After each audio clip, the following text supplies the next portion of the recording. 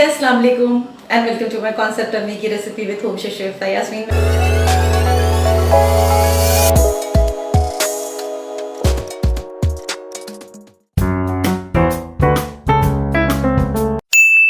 आज जो है वो मैं रेसिपी आपको बता रही हूँ रोटी पकोड़ा किस तरह से बनेगा, यानी कि जो घर में चपातियाँ होती हैं ना उससे हम पकोड़े किस तरह से तैयार कर सकते हैं। कि बहुत सारी चीज़ें हम ज़ाया कर देते हैं, हम रोटियाँ भी ज़ाया कर देते हैं और हम डीप फ्रीज़र में उसको रखते हैं, फ्रिज में रखते हैं और एक दिन निकाल के आप फिर अपनी मासी को दे देते हैं कि वो ले जाए। लेकिन कभी सोचा है अगर वो खा सकती है तो आप क्यों नहीं खा सकते? आप भी तो खा सकते हैं ना। उसको इंटरेस्टिंग बना लीजिए और इस तरह से फूड को ज़ाया ना करें। फूड को सेव किस तरह से करना है, मैं ज़रा सा वर्किंग आजकल इसके ऊपर ज़्यादा कर रही हूँ।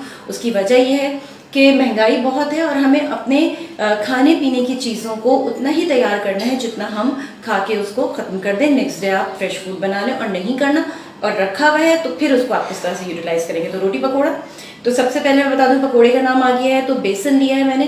बेसन आप लोग जिस तरह से भी अपने घर में घोलते हैं वैसे घोल लीजिए। इसमें जो है मैंने कुटी लाल मिर्च डाली है, सफ़ेद ज़ीरा डाला है, नमक डाला है और इसमें मैंने डाला है चाट मसाला और थोड़ा सा इसमें मैंने फूड कलर डाला है ताकि बहुत देर तक मुझे खड़े होकर इसको फ्राई ना करना पड़े।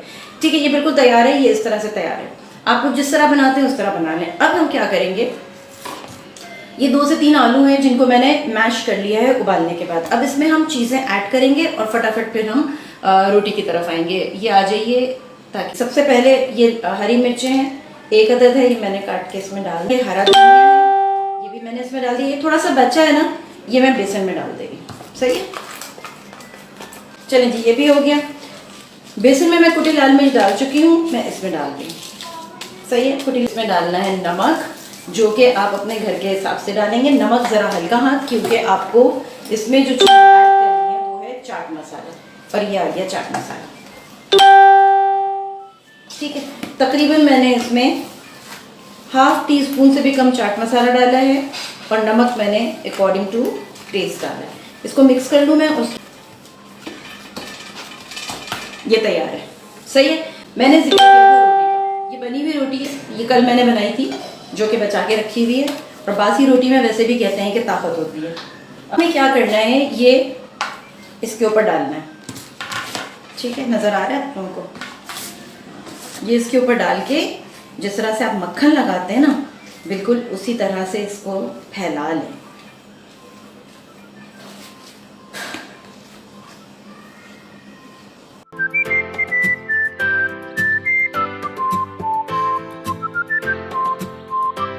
इसको मैं हल्का सा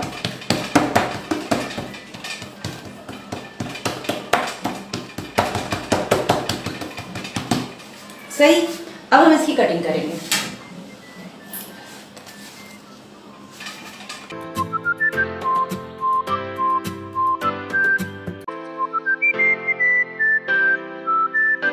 इसी तरीके से और जहां जहां से आलू हटे हैं आप इसको फिंगर से इस तरह से लगा लीजिएगा। ठीक है, इस तरह से आपको ट्रायंगुलर पीसेस करने हैं। यहाँ से भी कर लेते हैं। बस ये 4 पीसेस मैं आपको फ्राई करके दिखा दूँ, उसके बाद बाकी मैं बाद में फ्राई करूँगी। अच्छा, ये खाया गरम गरम जाता है, इसको ठंडा मत कीजिएगा। ठीक है, अच्छा, तेल मैंने फ्राइंग पैन जो है वो पहले ही चढ़ा दिया था। मैं इसको शैलो फ्राई करूँगी, मैं इसको डीप फ्राई नहीं करूँगी। अच्छा, बेसन है, बेसन में ज़रा सा मैं इसकी मिक्सिंग कर लूँ। इसकी कंसिस्टेंसी देख लीजिए, बहुत ज़्यादा पतला नहीं है, बहुत ज़्यादा मोटा नहीं है। ठीक है, चलिए अब आ जाएं आप ज़रा सा पैन की तरफ। मैंने फ़िलहाल दरमियानी की है, ये रखा। ठीक है,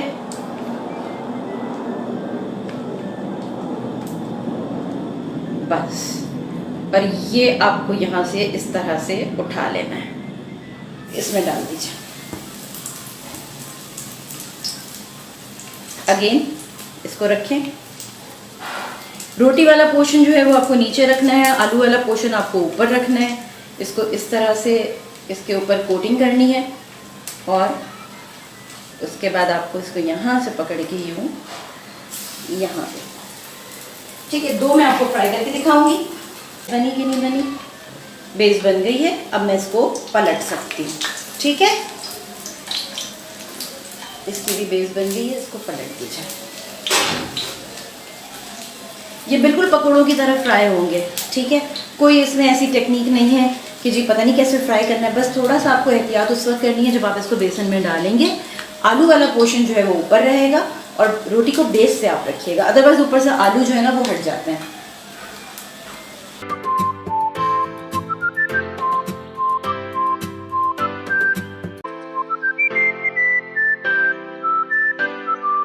ये रोटी पकोड़ा इज रेडी। केचप रखा है, केचप के साथ हम इसको सर्व करेंगे। कितना आसान था, कितना इजीली ये बन गया और आपको बहुत ज़्यादा टाइम भी नहीं लगा और झटपट ये तैयार हो गया। तो रोटियां जो ज़ाया की जाती हैं अब उसे ज़ाया करने की ज़रूरत नहीं है। रेसिपी अच्छी थी ना, आसान भी थी, इसको ट्राई ज़रूर कीजिएगा, ये बहुत अच्छा होता है। और कोई चीज़ भी मैं आप लोगों को बताती हूँ तो पहले मैं उसको खुद टेस्ट करती हूँ और मुझे उसका जायका अगर इतना अच्छा नहीं लगता तो फिर मैं वो आपके साथ शेयर नहीं करती, या फिर मैं उसमें जायका निकालने की कोशिश करती हूँ। क्योंकि असल जो कुकिंग का एक मज़ा होता है ना वो जायका निकालने में, कि आप फूड का जायका निकालेंगे किस तरीके से। अच्छा, गर्म बहुत है, मैं इसको टेस्ट ज़रूर करूँगी आपके सामने और आपको ज़रा सा क्लोज करके भी दिखा दूँ। ये देखें, ठीक है। अब इसको टेस्ट करते हैं, बहुत क्रिस्पी होता है, ये देखें। इसको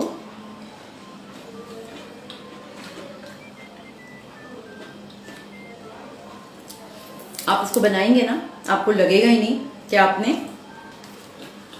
रोटी से इसको प्रिपेयर किया। यहाँ पे अम्मी की रेसिपी एंड हो रही है। रेसिपी को ट्राई ज़रूर कीजिएगा, मुझे फीडबैक भी दीजिएगा। थैंक यू सो मच, आप लोगों ने मुझे यहाँ पे ज्वाइन किया। और इसके साथ ही शिगुफ्ता यास्मीन को दीजिए इजाज़त। अपना बहुत ख्याल रखिएगा और अम्मी की रेसिपी याद रखिएगा, क्योंकि यही है राज होम शेफ बनने का। अल्लाह हाफ़िज़।